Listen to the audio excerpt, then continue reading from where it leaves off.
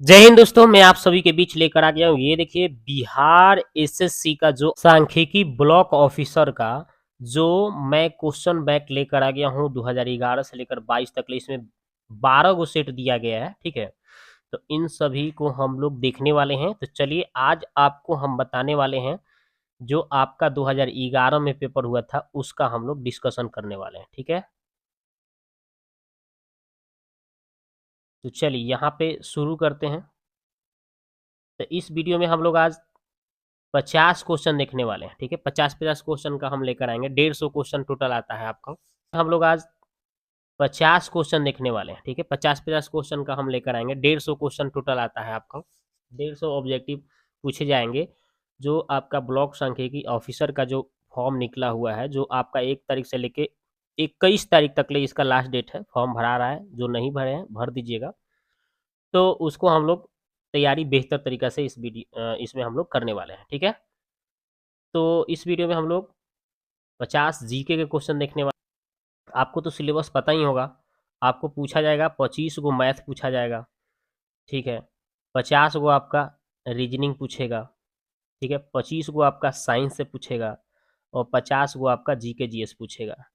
Total मिला के आपका 150 क्वेश्चन और 2 घंटा 15 मिनट टाइम रहेगा आपको बनाने के लिए। और टोटल आपका मल्टीपल चॉइस रहेगा, यानी कि ऑब्जेक्टिव क्वेश्चन रहेंगे, ठीक है।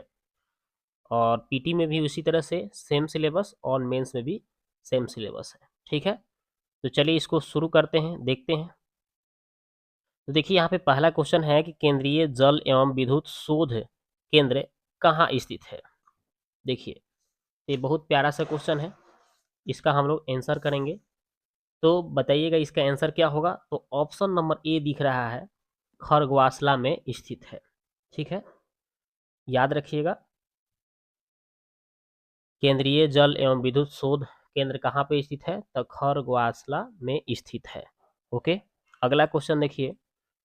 कह रहा है कि 1857 के क्रांतिनीति में से किसे एकमात्र मित्र द्वारा धोखा मिला, ब्रिटिश द्वारा पकड़ा गया तथा मार दिया गया। तो इसका राइट आंसर होगा option number D, Tatya Tope, ठीक है। तात्या टोपे। तो आपको अगर ये भी पूछा जाए कि 1857 के जो विद्रोह हुआ था, वो आपका बिहार से कौन थे, तो कुंवर नारायण सिंह, जगदीशपुर के, है ना, बिहार के जगदीशपुर से कुंवर नारायण सिंह थे, याद रखिएगा, ठीक है। और नाना साहब कानपुर से थे, ठीक है। और बख्त कहाँ कहाँ से थे, दिल्ली से थे, याद रखिएगा, ये भी बात याद रखिएगा। आगे देखिए, 1929 में किसकी अध्यक्षता में आयोजित हुए भारतीय राष्ट्रीय कांग्रेस के लाहौर अधिवेशन में ब्रिटिश शासन से पूर्व स्वतंत्रता का प्रस्ताव पारित किया गया था। तो इसका आंसर आप याद रखेंगे option number c, Jawaharlal Nehru. कौन थे, जवाहरलाल नेहरू, याद रखिएगा, ठीक है। चलिए ये आपका आगे देखते हैं। ये देखिए अगला सवाल है, कह रहा है कि राज्य के नीति निर्देशक तत्व का कौन सा सिद्धांत महात्मा गांधी के दर्शन से जुड़ा हुआ है। तो इसका आंसर हो जाएगा दोस्तों ऑप्शन नंबर बी, ग्राम पंचायतों की स्थापना से। ग्राम पंचायतों की स्थापना से, याद रखिएगा, ठीक है। अगला क्वेश्चन है कि हड़प्पा सभ्यता संबंधित है, तो हड़प्पा सभ्यता किससे संबंधित है, तो कांस्य युग से संबंधित है। आगे है, भारत तथा चीन के बीच में सीमा बनाने वाली रेखा को कौन सा रेखा कहते हैं। तो आपको याद रखना है, भारत और चीन का जो रेखा है, मैक-मोहन रेखा को कहा जाता है, मैक-मोहन रेखा। और यही अगर आपसे पूछ देता कि अगर आपका पूछ देता कि भारत और पाकिस्तान की बात करता, तो भारत और पाकिस्तान रेड क्लिफ रेखा होता। कौन सा रेखा होता, रेड क्लिफ रेखा होता, ठीक है। और अगर आपसे पूछ देता कि पाकिस्तान और अफगानिस्तान, पाकिस्तान और अफगानिस्तान के पूछता, तो डुरंड रेखा होता, डुरंड रेखा, ठीक है। ये भी आपको याद रखना है। चलिए आगे क्वेश्चन देखिए। नीचे दिए गए प्रमुख घटनाओं को, है ना, तिथि सहित क्रम, मतलब बांग्लादेश का बनना सबसे पहले कौन सा होगा, बांग्लादेश का बनना, यानी 2 होगा। उसके बाद में पोखरण 1 परीक्षण हुआ, 4 होगा। उसके बाद कौन सा होगा आपका, तो आपका होगा उसके बाद तीसरा होगा सिक्किम भारत का 22वां राज्य बनना, ये 3 नंबर पे हुआ था, ठीक है। और चौथा नंबर पे कौन जाएगा, SSV-3 लॉन्च हुआ था, ये आपका 4 नंबर पे जाएगा, मतलब इसका अगर सही क्रम देखा जाए तो, ठीक है। क्योंकि बांग्लादेश की बात किया जाए दोस्तों, तो सबसे पहले बांग्लादेश की बात क्यों किया जा रहा है, क्योंकि बांग्लादेश जो था 1971 में इसकी क्या हुई थी, स्थापना हुई थी, बना था, ठीक है। और आपका दूसरे नंबर पर जो है पोखरण परीक्षण, ये आपका 1974 में हुआ था। कब हुआ था, 1974। उसके बाद तीसरा नंबर पर जो था सिक्किम, जो 22वां राज्य बना था, वो 1975 में, 1975। और इसको जो एस वेल V3 लॉन्च हुआ था, ये आपको कैसा 2001 में हुआ था, 2001 में। तो इसे मैं देख लीजिए कि सबसे पहले कौन हो रहा है, देख रहे हैं ना, सबसे पहले बांग्लादेश का बनना, उसके बाद कौन हुआ था, उसके बाद आपका हुआ था पोखरण परीक्षण, उसके बाद 1975 में आपका सिक्किम भारत का 22वां राज्य बनना, उसके बाद 2001 में जो SLV3 लॉन्च हुआ था, ये 2001 में। तो इसके हिसाब से ऑप्शन नंबर ए सही होगा। अगला क्वेश्चन, निम्नलिखित में से किन देशों के समूहों में से भूमध्य रेखा गुजरती है, तो इसकी बात कर लें हम, तो इसका आंसर आपका हो जाएगा ऑप्शन नंबर बी, है ना, कोलंबिया, केन्या, इंडोनेशिया, ठीक है, इन सभी से होकर गुजरती है। आगे बात कर लेते हैं, चीनी यात्री ह्वेनसंग ने भारत का भ्रमण किया था, तो भारत का भ्रमण कब किया था, देखिए किनके शासनकाल में, तो भाई इसका आंसर हो जाएगा आपका ऑप्शन नंबर कौन सा हो जाएगा, तो इसका आंसर हो जाएगा आपका ऑप्शन नंबर सी हो जाएगा, हर्षवर्धन के शासनकाल में। किसके शासनकाल में, हर्षवर्धन के शासनकाल में, ठीक है। और चीनी यात्री ह्वेनसंग 2629 AD, है ना, ईसा पूर्व में आया हुआ था भारत, याद रखिएगा। ये देखिए संपूर्ण क्रांति का आह्वान किया गया था, तो संपूर्ण क्रांति का जो आपका नारा है जयप्रकाश नारायण, इन्होंने किया था, याद रखिएगा, आह्वान किया था जयप्रकाश नारायण ने संपूर्ण क्रांति का, ठीक है, याद रखिएगा। कब किया था, तो 1979 में। कब किया था, 1979 में, याद रखिएगा। विंग्स ऑफ फायर के लेखक कौन है, तो विंग्स ऑफ फायर के लेखक हैं APJ अब्दुल कलाम। अगला है भाखड़ा नांगल बांध स्थित है, तो भाखड़ा नांगल बांध स्थित है कोई पूछेगा तो आपको बताना है ऑप्शन नंबर बी, कश्मीर का इतिहास।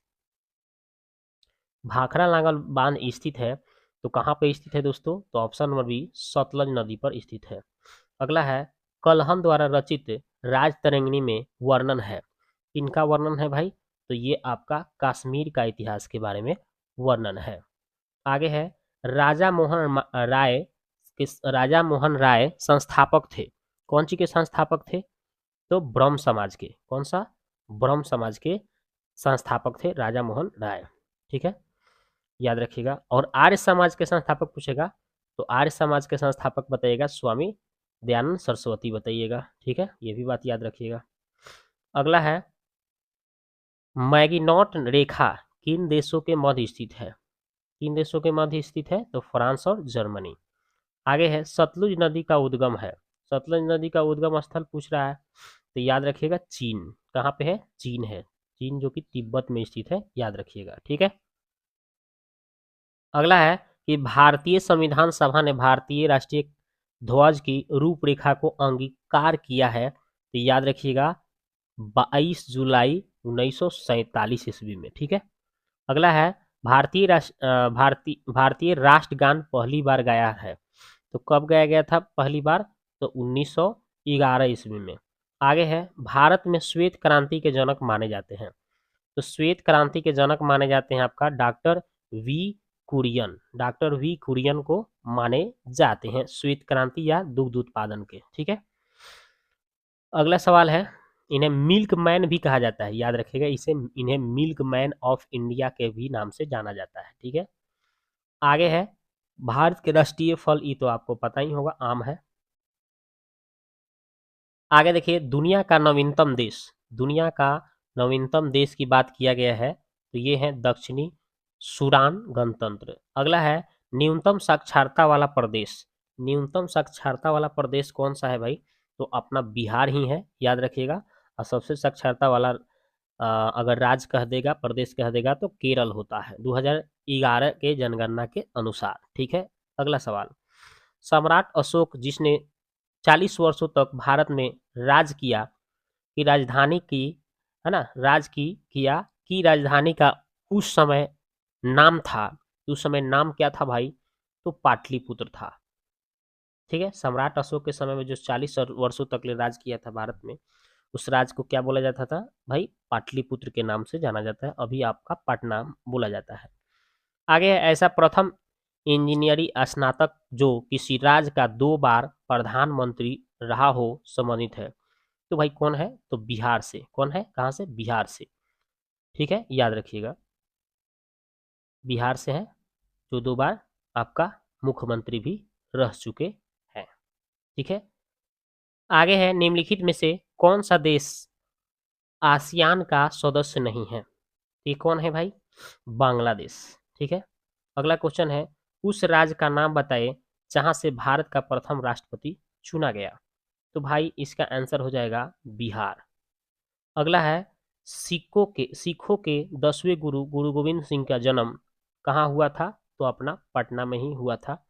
अगला है, 1946 में गठित अंतरिम सरकार ने डॉक्टर राजेंद्र प्रसाद किस विभाग के मंत्री थे, तो किस विभाग के मंत्री थे भाई, तो ये खाद्य एवं कृषि मंत्री थे, खाद्य एवं कृषि मंत्री थे, याद रखिएगा।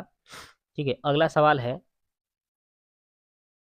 वैश्विक तापमान के बढ़ने की समस्या से निपटने के लिए अपने लोगों पर कार्बन कर लगाए जाने का प्रस्ताव करने वाला विश्व का पहला देश निम्नलिखित में कौन सा है, तो कौन सा है भाई, तो ये है न्यूजीलैंड।